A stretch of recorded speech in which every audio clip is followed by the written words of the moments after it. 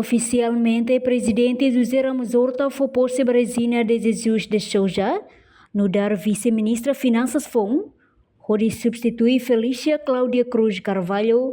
Cerimônia tomada de posse realiza o Palácio Presidencial Barupité, quinta-feira nomeação Brasília de Jesus de Souza baseia a capacidade técnica, experiência profissional, no mostra serviço tempo cleur e Ministério Finanças, liu e área gestão finanças pública, governo considera experiência no dar fator importante atualmente em diaclitan, sistema financeiro nação União. Primeiro-ministro Kairala Sana Guzmão hatoba vice-ministra Fong tem que serviço rodiak, coordena malu no for serviço ba malu, no banhira mandato remata sistema financeiro tem que laudiak. Além de fomos atenção basira, nebe toma conta ba finanças e município, tamba atutama ba descentralização.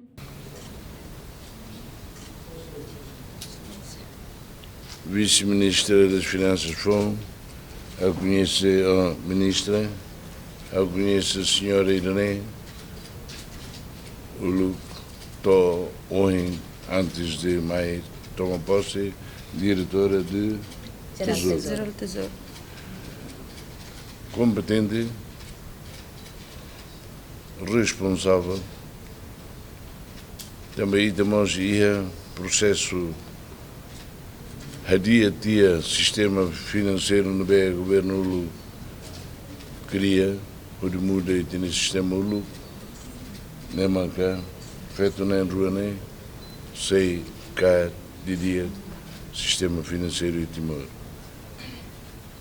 Vice, serviço dia, ministra, serviço dia, coordena para malo, ou serviço para malo, a dia para Ita, bem Ita, quanto Ita de mandato, sistema financeiro tem lá o dia. E nós, com atenção para malo que Sira não vê, toma conta de finanças e o município Sira também, e está tudo para descentralização. Parabéns, bom trabalho. A minha confiança e de voto. Lá vou parabéns também. Continuação de bom trabalho.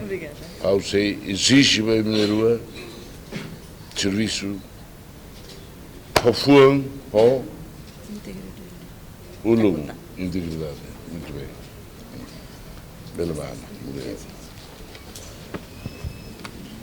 Continua a falar. Portanto, a cerimônia posse marca a etapa FON e esforço do governo, a meta em governação dia, transparência, na estabilidade econômica, o objetivo atuação bem-estar povo Timor-Leste. Reportagem no Vai Magno Televisão Timor Post.